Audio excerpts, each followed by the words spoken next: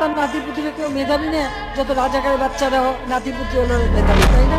তুই রাজাকার, তোর 14 গোষ্ঠী রাজাকার, যোগ্য বাপের অযোগ্য মাইয়া তুই। খানকি করে খানকি, তোর বুড়া মাঙ্গে এত তেল, তুই এখন নাম করে রাজাকারের বাচ্চারা বাবা দেশ, তোর এত জাল, তোর বুড়া মাঙ্গে যদি এত জাল হয়, আমরা তো জুয়ান, আমি কি জাল নাই রে?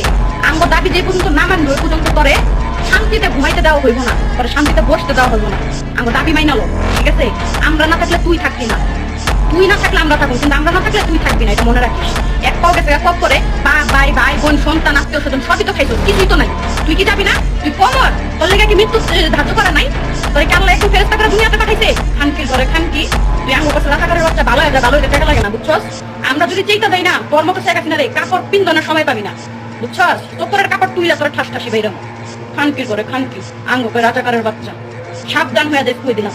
যুদ্ধ শুরু করছস তুই, শেষ করবো আমরা, বুঝছস? যুদ্ধ চলতেছে, চলবই, যতক্ষণ তুই আমাদের দাবি না মেনে নিবি ততক্ষণ তোর